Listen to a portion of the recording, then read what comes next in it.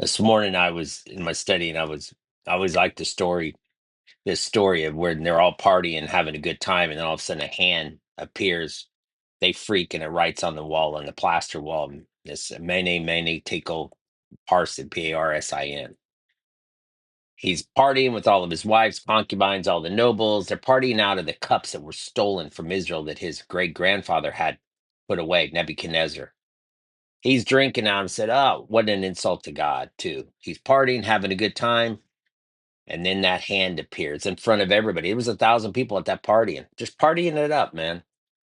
And then he starts, it says he shouted in the account. I'm paraphrasing it, but it's all in there in Daniel chapter 5. It says he's freaking. He shouted, "Where's my astrologers? Where's my wise men? Where's the seers? Where's everybody? Come and tell me what this means."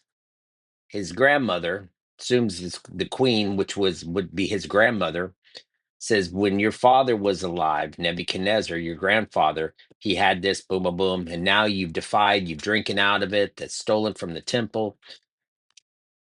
What that meant was, then they go, "There's a guy," the queen says, there's a dude that could read this writing. He did it for your grandfather. His name is Daniel.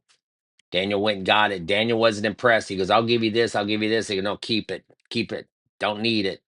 And this was a time in the, he always says, "Long live the king, long live the king," whenever he approach a king. But Daniel doesn't say it on this one, to this Belshazzar. He doesn't say it to him. So he starts freaking out, freaking out. And it says, "Your days are numbered. You've been weighed. And basically, you're a loser. And your days are numbered." He died that night. He died that night. That was making a mockery out of God, drinking out of the temple, the silver. A mockery. But you imagine sitting there and you're at a party and all of a sudden a hand appears on a plaster wall and it starts writing it out. Your knees start shaking. He probably wet himself. He probably did. He probably peed his pants, man. And just to fear. And said even the nobles with him, they were totally freaked. It says they turned pale, which makes total sense. You don't mock God. We reap what we sow.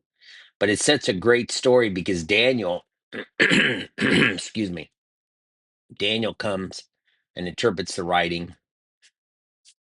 Just mind blowing. You don't mock God. Nothing has changed. We still, to this day, you don't mock God. God is not one to be mocked. We reap what we sow.